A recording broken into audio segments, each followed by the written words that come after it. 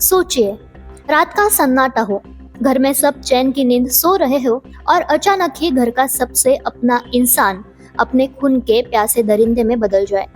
एक बेटा अपने ही परिवार को मौत की नींद सुला दे और फिर खुद ही पुलिस स्टेशन जाकर बोले, मैंने सबको मार दिया, मुझे गिरफ्तार कर लो। ये कोई वेब सीरीज नहीं और ना ही कोई फिल्मी सीन, बल्कि केरल के वेंजरोमुडु में हुआ एक खौफनाक हत्याकांड है जिसने पूरे देश को हिला दिया। 6 हत्याएं, 3 जगहों पर कत्लेआम और फिर खुद ही पुलिस के पास जाकर सरेंडर। क्या वाकई सिर्फ पैसे की वजह से इतने खून बहाए गए या फिर इस केस के पीछे छिपी है कोई और खौफनाक साजिश? तो दोस्तों, इस केस की पूरी डिटेल जानने के लिए वीडियो को अंत तक जरूर देखिएगा। केरल के वेंजारामुडु इलाके में सोमवार की शाम ऐसा कुछ हुआ जिसकी किसी ने कल्पना भी नहीं की थी। अफान नाम के 23 साल के युवक ने अपनी ही माँ, भाई, प्रेमिका, दादी, चाचा और चाची का बेरहमी से कत्ल कर दिया।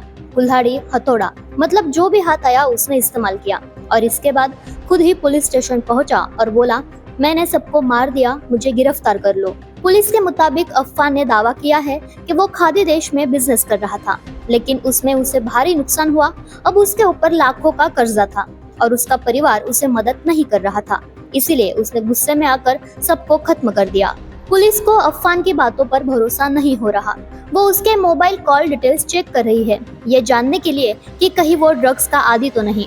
इस केस में सबसे दिलचस्प मोड़ तब आया जब उसने खुद को मारने के लिए जहर खाने का नाटक किया, लेकिन मेडिकल रिपोर्ट में पता चला कि उसने कोई जहर खाया ही नहीं था। मतलब इस कहानी में झूठ का खेल भी चल रहा है। तो ये सारी हत्याएं आखिर हुई कैसे?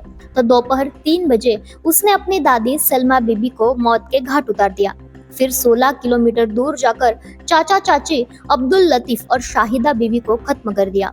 अंत में उसने घर जाकर अपनी माँ, भाई और प्रेमिका पर हमला किया। मतलब कि अफान पूरी प्लानिंग के साथ इन हत्याओं को अंजाम दे रहा था। पुलिस को शक है कि इस कत्ल की वजह सिर्फ पैसा नहीं हो सकता। क्या अफान के साथ कोई और भी शामिल था? क्या वो ड्रग्स का आदी था या फिर किसी ने उसे यह हत्याएं करने के लिए उकसाया? इस दिन में हर आए दिन नए खुलासे हो रहे हैं। कमेंट में बताइए कि आपको क्या लगता है, ये सिर्फ कर्ज चुकाने का गुस्सा था या फिर कोई और बड़ी साजिश?